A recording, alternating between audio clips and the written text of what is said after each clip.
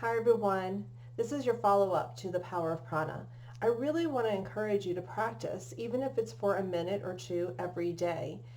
It accumulates over time and you're going to notice how it creates change. And it really does, not only in the physical body, but also in the mental body and that emotional body. And so some of the things that I wanted to review and for you to really take off the mat were the fact that you have the power and you have the control on how to breathe, okay? And how you breathe really affects you in those three areas, both from your body, your posture, right? So if you're down here a lot and I'm at my desk, I'm not going to be breathing very well.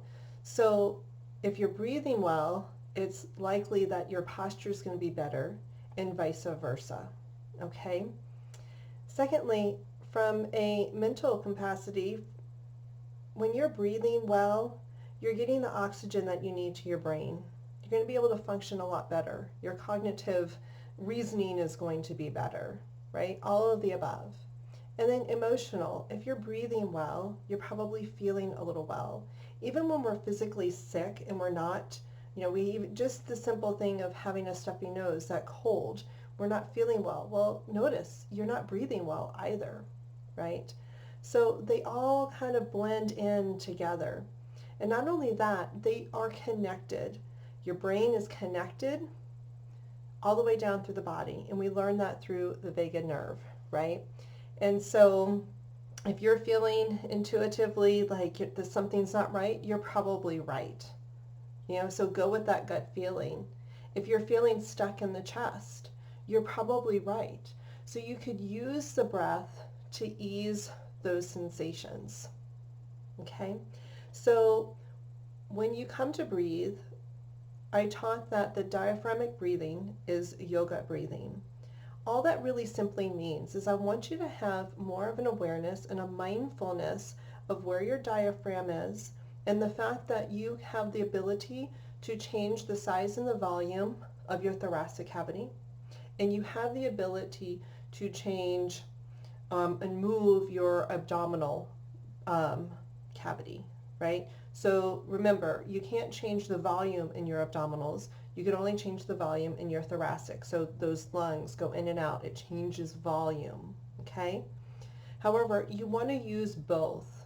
Remember in the movement when we were doing the cat-cow posture, you were taking advantage not only of the full length of the body, right? When you think about the vagus nerve, the whole body.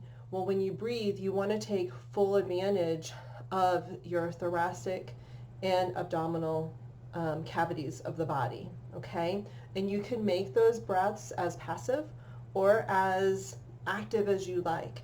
A very active exhale, for example, by drawing those abdominals in, really drawing those muscles in and up, and those press and massage the organs of the body and press into the lungs and express out what you no longer need, right? So remember where the diaphragm is. Now when it comes to breathing, right, I want you just to consider just balancing.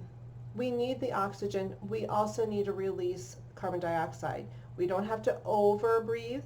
We don't have to under breathe. You want to find that nice balance when you can. On those times when you're just feeling like you need to relax a little bit more, just maybe add a couple of more seconds to that exhale breath, okay? And our Power Prana Part 2, we're going to go more into the ratios of breath. Okay, now, the two pranayama practices that I taught you, I'm just going to review really briefly here. Well, the first one is the Anjali UIG breath.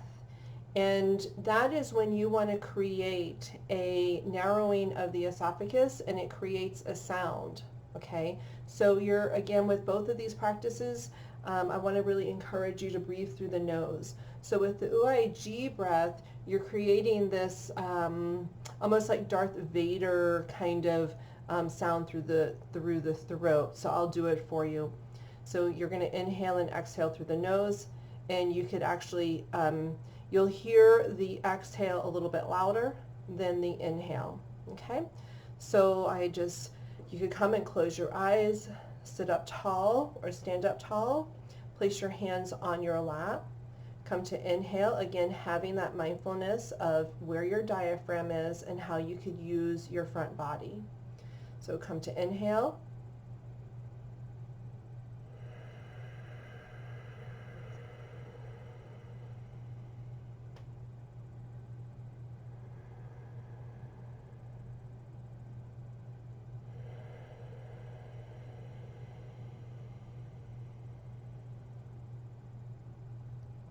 The UIG breath is primarily used in standing poses.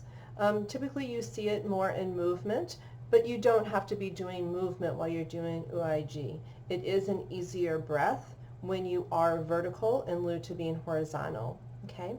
The second breath that I taught you was Brahmarya, and it is a breath that helps to cultivate the study of pratyahara, which is the practice to withdraw the things around you, the distractions, okay? So as you remember, you're going to cover your eyes and your ears, and you're going to create a bee-like sound, okay? Again, breathing through the nose, and when you do that, you have a sense of, I connect very quickly inside of my own body when I do the Brahmarya breath. You know, I literally close my eyes off, close my ears off, create a sound, okay? So I'll do a few breaths for you. So remember, you're going to take both hands, you're going to cover your eyes, you're going to take your thumbs, cover your ears, breathing through the nose.